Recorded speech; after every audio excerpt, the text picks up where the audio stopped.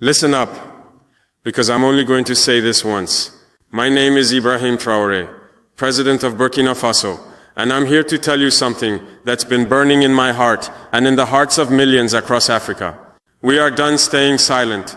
We are done bowing down. We are done letting foreign powers treat our continent like their playground. A few days ago, a message came out. Words they say came from Benjamin Netanyahu, the Prime Minister of Israel.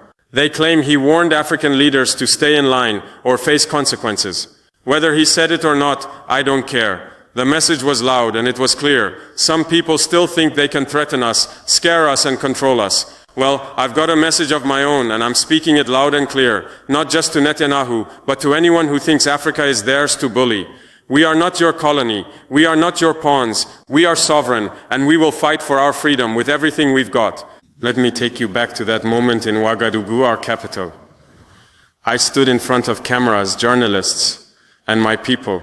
The room was packed, and you could feel the tension in the air. Everyone was waiting to see what I'd say. I didn't have a script. I didn't need one. When you're speaking the truth, the words come straight from the heart. I looked into the camera, and I spoke directly to Netanyahu. I said, we are no longer colonies. We are sovereign nations. If any foreign leader thinks they can threaten Africa into submission, they are gravely mistaken. The room went quiet. You could hear the weight of those words settle over everyone. But I wasn't done. I leaned forward and said, let me make this crystal clear to you, Mr. Netanyahu. Burkina Faso does not answer to Tel Aviv. We don't answer to Washington. We don't answer to any force that thinks it can buy us or bomb us into doing what they want. I meant every word. This wasn't just about Israel. This was about every nation that's ever tried to control Africa, exploit our resources or silence our people. I ended with a warning. If you come for one of us, you come for all of us. Africa is not yours to threaten. You might be wondering why I chose to speak out like that. Why not stay quiet like so many leaders before me? Why not send a polite letter or make a phone call behind closed doors? Because that's not who I am. That's not what Burkina Faso stands for anymore. And that's not what Africa needs. For too long, our continent has been treated like a place where powerful countries can do whatever they want. They've taken our gold, our diamonds, our oil. They've drawn lines on our maps, split our people apart, and told us how to live. Even after we fought for independence, they kept meddling, using money, threats, or soldiers to keep us in line. I'm done with that. My people are done with that. Africa is done with that. When I heard about Netanyahu's so-called warning, it wasn't just an insult to me or Burkina Faso. It was an insult to every African who's ever dreamed of a free, proud, and united continent. I couldn't stay silent. Silence is what they expect from us. They expect us to be afraid, to bow our heads, to say, yes, sir. But I'm not that kind of leader. I'm here to fight for my people, for our dignity and for our future. And I know I'm not alone. After I spoke, something incredible happened. My words didn't just stay in that room in Ouagadougou. They spread like wildfire. People started sharing the video of my speech on X, Telegram, WhatsApp, everywhere. Within hours, millions of people had seen it. Not just in Burkina Faso, but across Africa and beyond.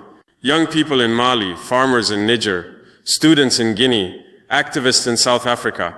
They all heard my voice and they felt it.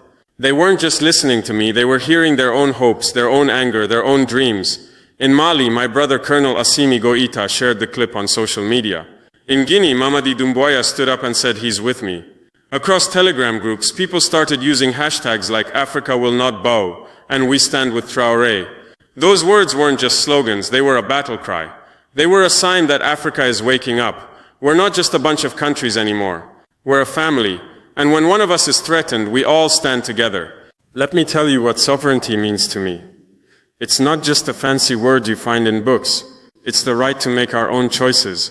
It's the right to say who comes into our land, who takes our resources, and who we work with. It's the right to stand tall and say, this is our home, and we decide what happens here. For too long, foreign powers have treated Africa like a chessboard.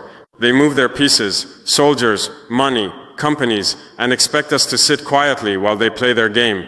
Not anymore. In Burkina Faso, we're taking back control. We're saying no to foreign bases on our soil. We're saying no to deals that leave our people poor while others get rich. We're saying no to threats that try to scare us into submission.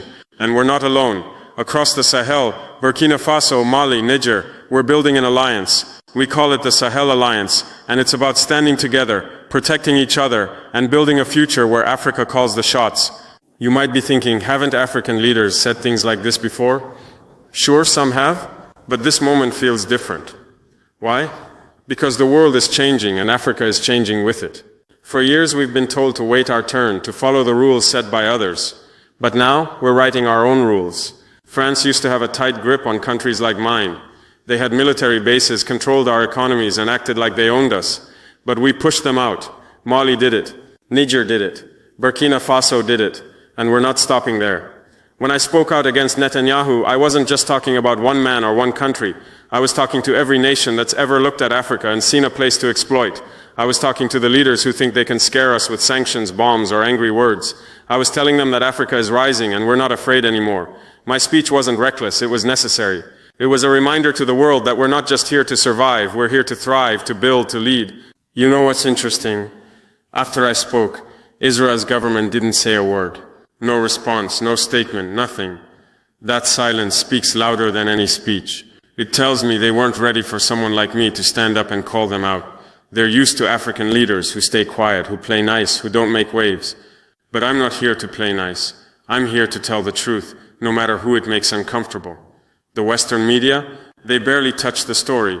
They didn't want to give it airtime because it doesn't fit their narrative. They want to keep painting Africa as a place that's weak, divided, and dependent. But we're changing that narrative. Every time someone shares my speech, every time a hashtag trends, every time another African leader stands with me, we're rewriting the story of our continent. We're showing the world who we really are. I didn't set out to become a symbol. I'm just a man from Burkina Faso, fighting for my people. But when I look at the messages pouring in from young people, from elders, from mothers and fathers across Africa, I realize this is bigger than me. People are calling me a voice for the continent, a symbol of defiance. They see me standing up to a powerful leader like Netanyahu, and it gives them hope. It reminds them that we don't have to live in fear. I'm not doing this for fame or attention. I'm doing it because I believe in Africa. I believe in our strength, our history, our future. I believe in the dreams of our ancestors who fought for freedom. I believe in the young people who are ready to build a new Africa, one where we don't beg for scraps, but sit at the table as equals. Let me tell you about the Sahel Alliance, because this is where the future starts. Burkina Faso, Mali, Niger, we're coming together, not just as neighbors, but as brothers. We're building a partnership that says, if you attack one of us, you attack all of us. We're sharing resources, sharing ideas, sharing strength. We're showing the world that Africa can stand on its own 2 feet. This isn't just about fighting off threats. It's about building something new. We want schools where our children learn our history, not someone else's. We want hospitals that save lives, not empty buildings.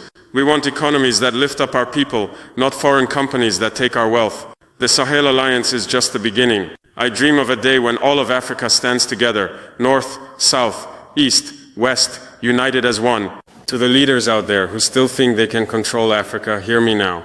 Your time is up. We're not your backyard. We're not your resource bank. We're not your punching bag. If you think you can threaten us, bribe us, or scare us, you're in for a surprise. Africa is waking up, and we're remembering who we are. We're the children of kings and queens, warriors and builders. We're the future, and we're ready to fight for it. To my African brothers and sisters, this is our moment. Don't be afraid. Don't let anyone tell you we can't do this. Share this message. Stand up in your communities. Demand your rights. Support leaders who fight for you, not for foreign interests. Together, we can build an Africa that's strong, proud, and free. Some people might say my words were too bold, too risky. They might say I'm picking a fight we can't win. To them, I say, staying silent is the real risk. Letting others walk all over us is the real danger. I spoke out because I believe in my people. I believe in our right to live free, to make our own choices, to shape our own future. If that makes some people uncomfortable, so be it. I'm not here to make friends with those who disrespect us. I'm here to fight for what's right.